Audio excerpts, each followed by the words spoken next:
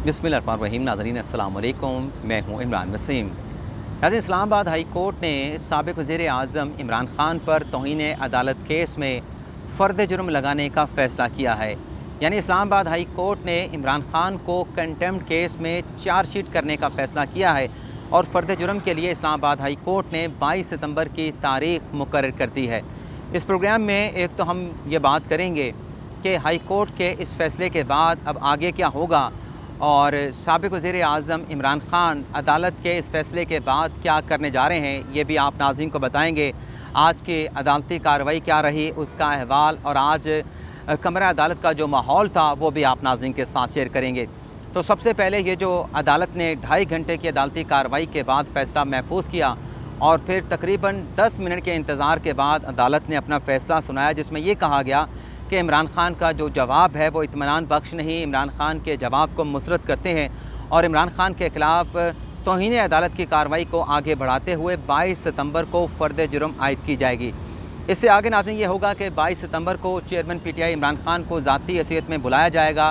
ख़ान साहब पेश होंगे, एक चार्जशीट जो है वो इस्लामाबाद हाई कोर्ट तैयार करेगा और उस चार्जशीट में कंटेम्प्ट केस के जितने भी एलिगेशन है कि आपने फ़लाँ जो है वो कंटेम्प्ट की है, आपने ख़ातून जज से मुतल्लिक़ ये आपने अल्फाज कहे हैं, ये आपकी सिविल कंटेम्प्ट बनती है, ये आपकी क्रिमिनल कंटेम्प्ट बनती है, तो क्या आप ये अपना जुर्म तस्लीम करते हैं?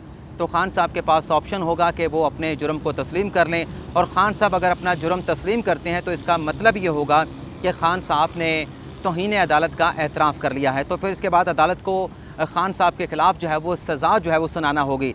लेकिन हमने अमूमी तौर पे देखा है कि कंटेम्प्ट केसेस में जो अलज कंटेम्नर होता है वो जो चार्जशीट होती है, चार्जशीट में जो ऑफेंस लगाए जाते हैं, जो जुर्म लगाए जाते हैं, उसकी सेहत से इनकार कर देता है। तो इमरान ख़ान भी यही करेंगे 22 सितंबर को जब उनके ऊपर फ़र्द जुर्म आयद की जाएगी। अगर ये फ़र्द जुर्म आयद होती है तो ख़ान साहब जो जुर्म की सेहत है उससे इनकार करेंगे और ख़ान साहब ये कहेंगे कि मैं कंटेस्ट करूँगा। ये भी हो सकता है कि जो आज अदालती कार्रवाई के अख्ताम से पहले चीफ जस्टिस अतर मिन्नाल ने रिमार्क्स दिए कि जो गैर मशरूत माफ़ी है वो किसी भी वक्त जो है वो कंटेम्नर दे सकता है और अदालत उसका जायज़ा लेके केस को डिस्पोज ऑफ कर सकती है, केस को ख़त्म कर सकती है। तो एक तो तरीक़ाकार यही है कि 22 सितंबर को ख़ान साहब पे फ़र्द जुर्म आयद की जाएगी, चार्जशीट पढ़ी जाएगी और ख़ान साहब जो है उस चार्जशीट को एक्सेप्ट करने से इनकार करेंगे और कहेंगे कि मैं अपना दिफ़ा करूँगा, मेरे ख़िलाफ़ ये कंटेम्प्ट का मुकदमा नहीं बनता। आल दो के इमरान ख़ान साहब इस केस में कोई तौहीन अदालत केस में जो है अपनी कोई गैर मशरूत माफ़ी जो है वो अदालत में जमा ना करवा दें। अब ख़ान साहब या क्या करने वाले हैं, ख़ान साहब के पास रास्ता क्या है? तो नाज़रीन, जब इस्लामाबाद हाई कोर्ट ने यह फ़ैसला सुनाया कि ख़ान साहब के ख़िलाफ़ जो है वो उन्हें चार्जशीट किया जाएगा, फ़र्द जुर्म आयद की जाएगी, तो ख़ान साहब की लीगल टीम के जो लोग थे और जो पीटीआई की लीगल टीम के जो लीगल माइंड्स हैं, उन्होंने कहा है कि हम ये फ़ैसला सुप्रीम कोर्ट में चैलेंज करेंगे। इमरान ख़ान पर कंटेम्प्ट की चार्जशीट जो है, फ़र्द जुर्म जो है वो लगाने नहीं देंगे। हम सुप्रीम कोर्ट में जा रहे हैं और जल्द जो है हाई कोर्ट का आज का ये जो फ़ैसला है जिसमें इमरान ख़ान के तहरीरी जवाब को मुस्तरद करते हुए उन्हें चार्जशीट करने का फ़ैसला किया गया है, इस फ़ैसले को सुप्रीम कोर्ट में हम अपील दायर करेंगे।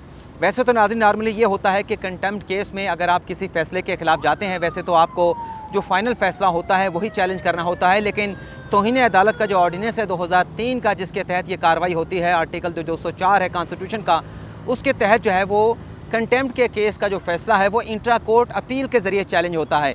लेकिन यहाँ पे नाज़रीन इशू ये है कि इस्लामाबाद हाई कोर्ट में 5 जजेज़ हैं और 9 जजेज़ हैं, तो 5 जजेज़ का ये बेंच बनाया गया है जो इमरान ख़ान के ख़िलाफ़ तौहीन अदालत केस की समाअत कर रहा है। तो इस केस में इंट्रा कोर्ट अपील दायर करने का हाई कोर्ट में कोई जवाज़ इसलिए नहीं बनता, कानूनी पोजीशन इसलिए नहीं बनती क्योंकि जो इंट्रा कोर्ट अपील के लिए बेंच दरकार होता है वो जो बेंच के कंटेम्प्ट के केस को सुन रहा होता है उससे बड़ा बेंच जो है वो इंट्रा कोर्ट अपील में दरकार होता है। तो 9 जजेज़ हैं, 5 जजेज़ पहले ही इस केस पे के का जो बेंच है उसमें शामिल है, तो पीछे 4 जज साहबान जो है वो बच जाते हैं।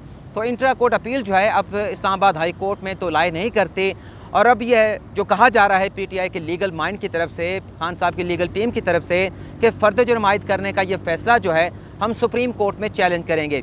सुप्रीम कोर्ट में जो एक बार होगी जो ख़ान साहब के वकला को अबूर करना होगी कि वो ये है कि सुप्रीम कोर्ट इस किस्म के जो इंटरलोक्यूटरी ऑर्डर होते हैं, क्योंकि ये तो बुरी हुक्म है इस्लामाबाद हाई कोर्ट का कंटेम्प्ट केस में कि चार्जशीट करेंगे, फ़र्द जुर्म आयद लगाएंगे, तो सुप्रीम कोर्ट जो है वो नॉर्मली ऐसे केसेस में जो है वो जो इंटरलोक्यूटरी ऑर्डर होते हैं उसमें मुदाखलत नहीं करती और जो अपील कुनंदगान होते हैं या जिसने अपील की होती है उससे ये कहते हैं कि आप वापस चले जाएँ, हम ये मामला दोबारा रिमांड कर देते हैं, आप वहाँ पे जब फाइनल फ़ैसला आएगा तो फिर आप सुप्रीम कोर्ट में अपील दायर करिएगा।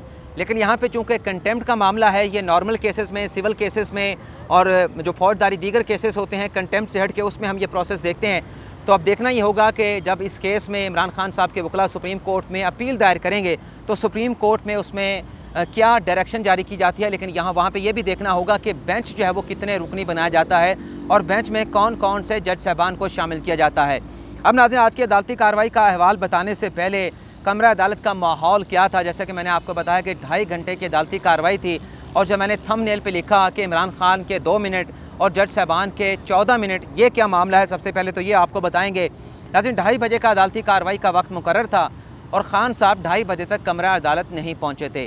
ख़ान साहब 2 मिनट की ताख़ीर से पहुँचे और हमने नॉर्मली जो तौहीन अदालत के केसेस में देखा है कि जो कंटेमनर होता है, अलज कंटेमनर होता है, यानी मैं मुबैना तौर पे कह रहा हूँ कि जो मुल्ज़म होता है वो वक्त से पहले, समाज से पहले जो है वो कमरा अदालत में मौजूद होता है।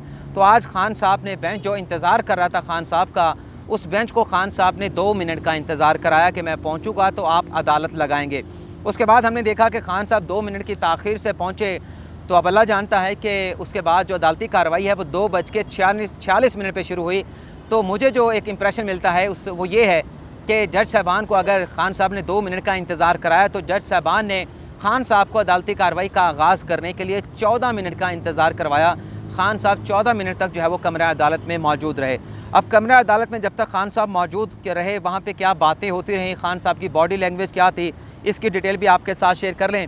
लेकिन नाज़रीन, जो आज 3 अदालती मामलीन मौजूद थे और जब ख़ान साहब कमरा अदालत में मौजूद थे और मुनीर मलिक आए तो मुझे 2013 का वो एक ख़ान साहब के ख़िलाफ़ जो कंटेम्प्ट का केस था वो याद आया कि उस तौहीन अदालत केस में भी ख़ान साहब की बचत इसलिए हुई थी, जो सुप्रीम कोर्ट ने शोकास नोटिस ख़ान साहब को शर्मनाक का लफ्ज़ जो उन्होंने अदलिया से मुतल्लिक़ इस्तेमाल किया था, उसमें बचत इसलिए हुई थी, उसमें हामिद ख़ान साहब का किरदार तो था, उसे तो हम नज़रअंदाज नहीं कर सकते, लेकिन जो मेन किरदार था वो मुनीर मलिक का था। 2013 में भी जब ख़ान साहब को कंटेम्प्ट केस को फेस करना पड़ा था और वो किरदार उनका ये था कि उस वक्त जो मुनीर मलिक साहब थे वो अटॉर्नी जनरल ऑफ पाकिस्तान हुआ करते थे और उन्होंने अदालत से कहा था कि इस मामले को दरगुजर किया जाए, कोई ऐसा कोई कंटेम्प्ट का संगीन मामला नहीं बनता कि आप गैर मशरूत माफ़ी मंगवाएं, इस केस को ख़त्म करें, शोकास नोटिस डिस्चार्ज करें।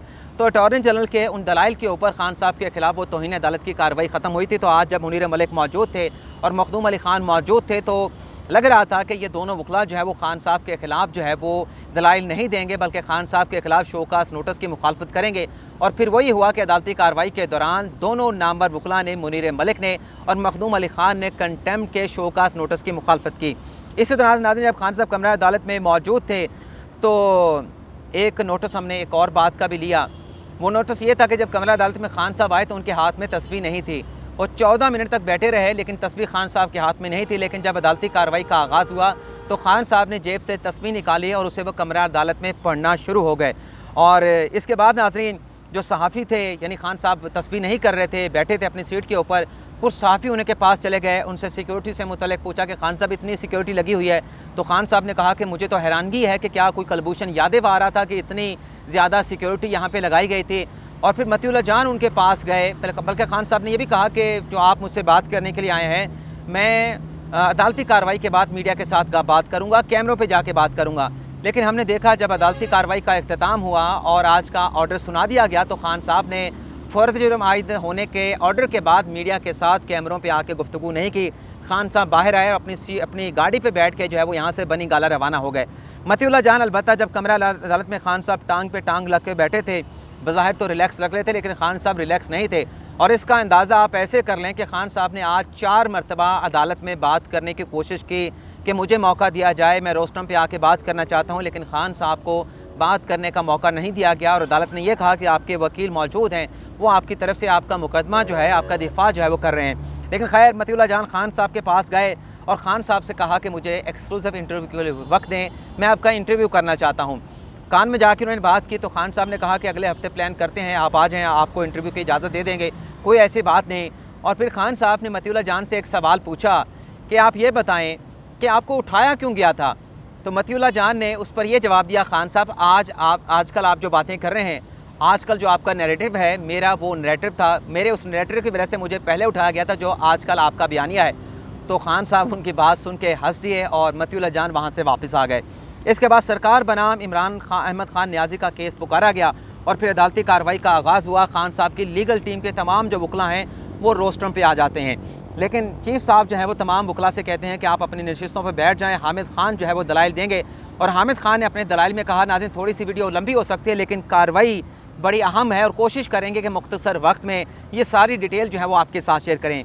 तो खान साहब ने कहा कि हमने अपना जवाब दाखिल कर दिया है और जो अदालत ने गुज़िश्ता समात पर ऑब्जर्वेशन दी थी उनका हम बड़ा एहतराम करते हैं और ऑब्जर्वेशन की रोशनी में मैं अपनी गुजारिशात आपके सामने पेश करूँगा। और फिर खान साहब ने कहा कि हमने जवाब जमा करा दिया है, रिग्रेट का इजहार किया है, हम पछतावे का इजहार भी करते हैं, हम अफसोस का इजहार भी करते हैं, तो अब आप ये मामला यहाँ पे ख़त्म कर दें। और फिर खान साहब ने अपना हामिद खान साहब से चीफ जस्टिस ने ये कहा कि सुप्रीम कोर्ट का, बल्कि हामिद खान साहब ने ये भी कहा कि जो तलाल चौधरी, दानियाल अजीज़ और उसके साथ निहाल हाशमी केसेस के आपने गुज़िश्ता समात पे हवाले दिए थे, इमरान खान का साहब का जो केस है वो इससे मुनफरिद है, वो इससे अलग है। और जो केसेस हैं निहाल हाशमी के, दानियाल अजीज़ के, तलाल चौधरी के, उन कंटेम्प्ट केसेस के फ़ैसलों का जो इतलाक़ है वो इमरान खान के केस पे नहीं होता। वैसे नाज़रीन आपको बता दें, मेरे अकब में आप देख सकते हैं ये इस्लामाबाद हाई कोर्ट का मेन गेट है जहाँ से जो लिटिगेंट है, जो वकला हैं, वो इस गेट से जो है वो अंदर की तरफ दाखिल होते हैं। और आज यहाँ पे बड़ी सख्त सिक्योरिटी जो है वो थी, यहाँ पे लोगों को अंदर दाखिल जो है वो होने की इजाज़त नहीं मिल रही थी, बल्कि बड़ी ही कनातें लगा कर यहाँ पे कनात पसंदी का जो है वो मुजाहरा किया गया था सिक्योरिटी के सिलसिले में। तो फिर जब ये खान साहब ने दलील रखी तो जज साहब ने, चीफ जस्टिस ने उनसे ये कहा कि सुप्रीम कोर्ट का 7 रुकनी बेंच का फ़ैसला है। अच्छा, हामिद खान साहब ने सुप्रीम कोर्ट के उस 2014 के फ़ैसले का हवाला भी दिया जिसमें खान साहब के ख़िलाफ़ तौहीन अदालत की कार्रवाई को ड्रॉप कर दिया गया था। तो चीफ जस्टिस ने कहा कि सुप्रीम कोर्ट का 7 रुकनी बेंच का फ़ैसला है, उस फैसले को आप पढ़ें। तो उस फैसले को हामिद खान साहब ने पढ़ा और अदालत ने कहा कि इस फैसले में, सुप्रीम कोर्ट के 7 जज के फैसले में रखा है कि जो अलज कंटेमनर है उसके खिलाफ अगर अदालती कार्रवाई होती है, कंटेम्प्ट की कार्रवाई होती है, तो उसे अपनी बोनाफाइडी शो करने के लिए पहली समात पर या इब्तदाई स्टेज पर कंटेम्प्ट के केस में तौहीन अदालत की माफ़ी मांगना होगी। ये सुप्रीम कोर्ट कह रही है, हम नहीं कह रहे। और इसमें यह भी लिखा गया है कि जो कंटेमनर है उसकी माफ़ी ना सिर्फ तहरीरी तौर पे होनी चाहिए बल्कि उसके कंडक्ट से और बॉडी लैंग्वेज से लगना चाहिए कि उसने जो कुछ कहा है वो उस पर पशेमान है, वो उस पर अफसोस का इजहार करता है, वो उस पर नदामत का इजहार करता है। और चीफ जस्टिस ने कहा कि यहाँ पर खान साहब जो आप कह रहे हैं कि ये मुख्तलिफ केस है, निहाल हाशमी केस से, दानियाल अजीज़ केस से अपना, और जो उन्होंने एक और तलाल चौधरी केस है, तो ये केस वाकई मुख्तलिफ है। वहाँ पे सिर्फ सिविल कंटेम्प्ट थी, यहाँ पे आपको तो तौहीन अदालत में फौजदारी कंटेम्प्ट का भी सामना है। और जो फौजदारी कंटेम्प्ट होती है उससे हम सरफ नज़र नहीं कर सकते और फौजदारी कंटेम्प्ट को मामला ऐसे नहीं छोड़ा जा सकता।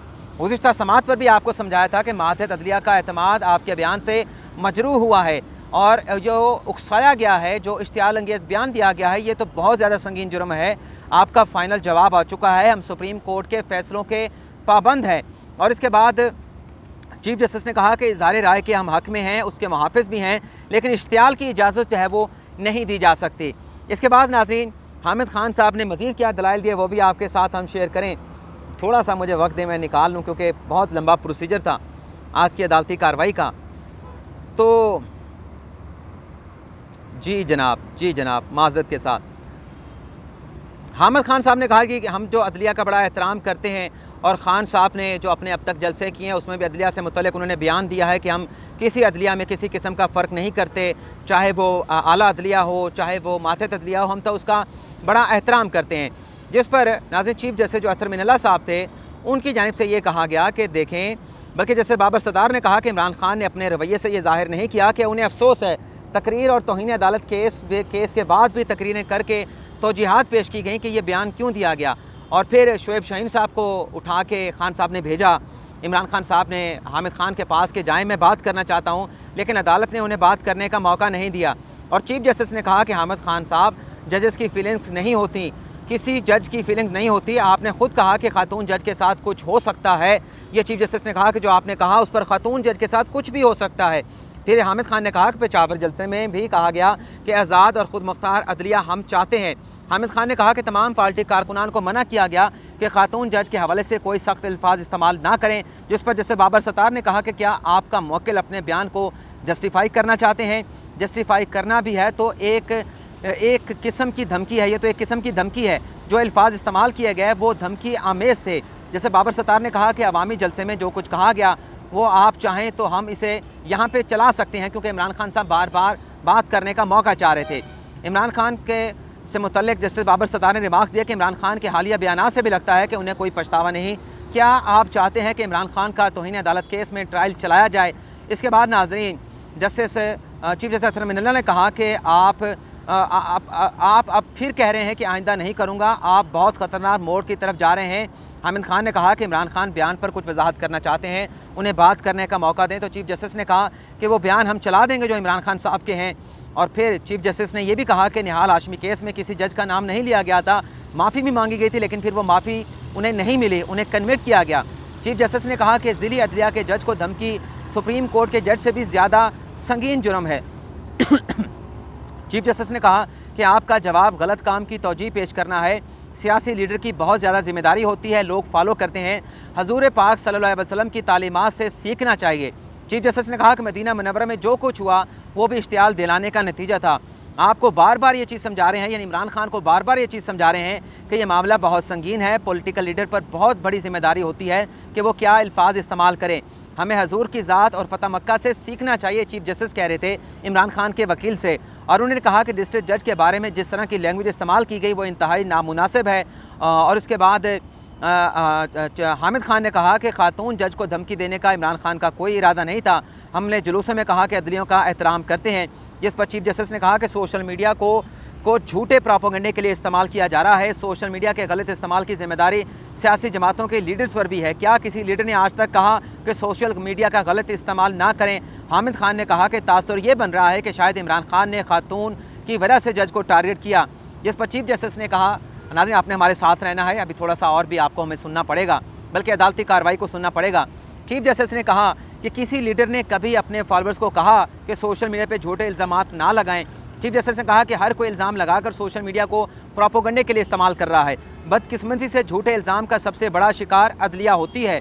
और फिर जैसे बाबर सत्तार ने हामिद खान से कहा कि आप फ़लाँ पैराग्राफ पढ़ें, वो पैराग्राफ उन्होंने पढ़ा। और फिर जैसे बाबर सत्तार ने कहा कि आपके अपने तहरीर जवाब में लिखा है कि इमरान खान को पता था कि ऑर्डर चैलेंज होना है, क्या फिर भी जानबूझकर अपील पर पेशगी रसनदार होने की कोशिश की गई? चीफ जस्टिस ने कहा कि फिरदौस आशिक अवान केस में अदालत ने कहा था कि शायद आगाही नहीं थी, लेकिन इस वक्त आप वो दलील नहीं दे सकते क्योंकि आपके वो फेवर में नहीं जाती। अच्छा, इसके बाद हामिद खान साहब के जो दलाइल है वो मुकम्मल हुए और इसके बाद बड़े अहम दलाइल जो है वो अटॉर्नी जनरल की जानिब से दिए गए। यहाँ पे मैं थोड़ा सा कट शॉर्ट करके जो अटॉर्नी जनरल के दलाइल थे उस पर आपके लेके चलूँगा, जिसमें अटॉर्नी जनरल ने ये कहा, बल्कि हामिद खान साहब ने कहा कि आप फ़राग दली का मुजाहरा करके खान साहब के खिलाफ इस कंटेम्प्ट कार्रवाई को जो है वो डिस्चार्ज कर दें, तौहीन अदालत की कार्रवाई को ख़त्म कर दें। लेकिन अटॉर्नी जनरल ने यह कहा कि मैं 3 बातें करूँगा। एक तो उन्होंने कहा कि तौहीन अदालत करने वाले की नीयत और मकसद बहुत अहम होता है।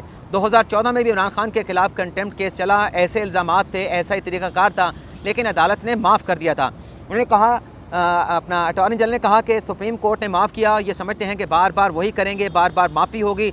इमरान खान को इस बार सिर्फ नोटिस नहीं, शोकास नोटिस हुआ था। शोकास नोटिस का जवाब बयान हल्फी के साथ आना चाहिए था। इमरान खान ने जवाब तो दिया लेकिन बयान हल्फी नहीं दिया, तो इमरान खान के बयान की कोई कानूनी हैसियत नहीं। इसके बाद नाज़रीन अटॉर्नी जनरल के दलाइल मुकम्मल हुए। अदालती मुआविन मुनीर मलिक को जो है वो, जिन्होंने माजी में इमरान खान साहब को सपोर्ट किया था कंटेम्प्ट केस में कि उनके खिलाफ कार्रवाई को ड्रॉप कर दी जाए, तो आज भी उन्होंने मुखालफत की और अटॉर्नी जनरल अपना मुनीर मलिक ने यह दलाइल दिए कि अल्फाज अफसोसनाक हैं मगर इंसाफ की फराहमी में रुकावट नहीं बने। तौहीन अदालत की कार्रवाई 2 चीज़ों पर ख़त्म होती है, एक माफ़ी पर ख़त्म हो सकती है, दूसरा जो अलज कंटेम्नर है उसके कंडक्ट पे।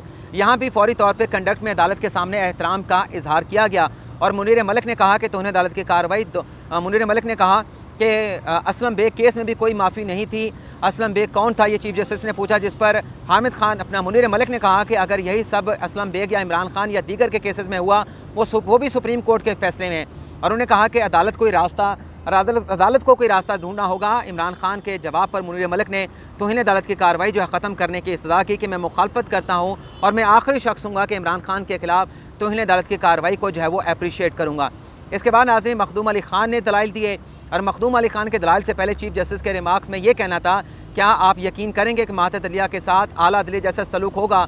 आखिरी समात पर भी कहा था कि डिस्ट्रिक्ट जुडिशरी हमारी रेड लाइन है। एक खातून जज का नाम लेके लिया गया और उसे शेम कहा गया। क्या आप चाहते हैं कि इसको साफ़ कर दें, इस मामले पर सरफ नज़र करें। और चीफ जस्टिस ने मखदूम अली ख़ान के दलाइल पे कहा, क्योंकि मखदूम अली ख़ान ने भी अपने दलाइल में कहा कि अवामी इज्तिमा से जोश ख़िताबे में जो कहा गया, इससे शायद जुडिशल जो इंसाफ की फ़राहमी है वो मुतासर हो, लेकिन पब्लिक जो मफाद है वो सिर्फ इंसाफ की फ़राहमी में है। उन्होंने कहा, मखदूम अली ख़ान ने, कि आपने ख़ुद कहा कि आज़ादी अज़हार राय पर कोई कदगन नहीं होनी चाहिए। मखदूम अली ख़ान ने कहा कि लीडर का, मखदूम अली ख़ान के इस दलाइल पर चीफ जस्टिस ने कहा कि लीडर का रोल माशरे में एक रोल मॉडल का होता है, जिस पर मखदूम अली ख़ान ने कहा कि मफाद आमा, इंसाफ की फ़राहमी और इज़हार राय की आज़ादी में है। अमेरिका में सदर ने अदालती फ़ैसले को बदतरीन कहा तो अदालत ने ग्रेस का और गुरेज का मुजाहरा किया, दूसरा रास्ता निकाला और वो रास्ते निकालते भी हैं। जिस पर चीफ जस्टिस ने कहा कि अमेरिका में डोनाल्ड ट्रंप का अकाउंट, ट्विटर अकाउंट इसलिए जो है वो सस्पेंड कर दिया गया क्योंकि वो अपने अकाउंट के ज़रिए जो उनके पैरोकार थे उससे उकसाते थे। यही वजह है कि हम कह रहे हैं कि एक सियासी लीडर के लिए अल्फाज का चुनाव कितना अहम है। चीफ जस्टिस ने अपने जैसे बाबर सत्तार ने अपने रिमार्क में कहा कि आप यहाँ पर ज़िली अदलिया का जो वक़ार है उसको नज़रअंदाज नहीं कर सकते। हमें अपनी फ़िक्र नहीं बल्कि मातहत अदालतों के जजों के वक़ार का ख्याल है, जिसको सियासी जमात का लीडर जलसों में ललकारता है। चीफ जस्टिस ने कहा कि ऐसी पार्टी के दीगर लीडर्स इस कोर्ट के ख़िलाफ़ बातें की, इसी पार्टी के दीगर लीडर ने इसी अदालत के ख़िलाफ़ बातें की। हमने उन चीज़ों से फ़र्क नहीं पड़ता। तौहीन अदालत की दरख्वास्त जो फवाद चौधरी के ख़िलाफ़ थी उसे मुस्तरद किया गया।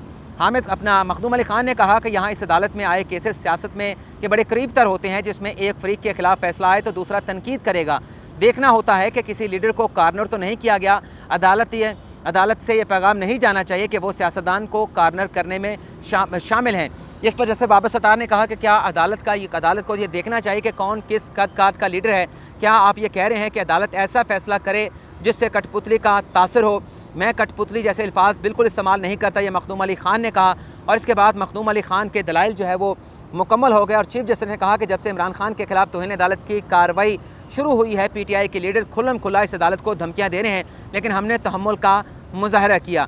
इमरान खान से जिस जवाब की उम्मीद थी वो नहीं आया। और चीफ जस्टिस के इन रिमार्क्स के बाद जस्टिस मियां गुल हसन औरंगज़ेब ने कहा कि हमने गुज़िश्ता समात पर इमरान खान को एक और मौका दिया था, अदालत को इमरान खान के कंडक्ट में वो बात नज़र नहीं आ रही। इसके बाद अदालत ने कहा कि सोशल मीडिया को रेगुलेट करने की कोई ज़रूरत नहीं जब तक सियासी जमातें फैसला ना करें। सोशल मीडिया से नहीं घबराते, आपकी क्या राय है वो बताएं। माते अदलिया के जज के हवाले से धमकी पर मखदूम अली ख़ान ने कहा कि 5 रुकनी बेंच ने नोटिस लेके समात की है।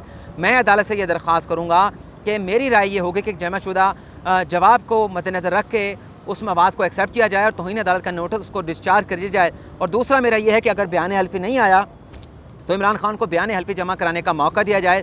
मेरे ख्याल में माफ़ी का लफ्ज़ जो है वो ज़रूरी नहीं है कि जवाब में माफ़ी का लफ्ज़ हो। इसके बाद नाज़रीन मखदूम अली ख़ान के दलाइल ख़त्म हुए तो चीफ जस्टिस ने कहा कि क्या आप चाहते हैं कि हम इनकी वजाहत मंजूर कर लें। 3 सुप्रीम कोर्ट के फैसलों के बावजूद फिरदौस आशिक अवान केस में इस अदालत ने वार्निंग दी। फिरदौस आशिक अवान केस में उन्होंने माफ़ी मांगी थी और ये भी कहा चीफ जस्टिस ने कि ये जो मामला है इसमें किसी मौके पर भी अगर गैर मशरूत माफ़ी आती है तो उसे एक्सेप्ट किया जा सकता है।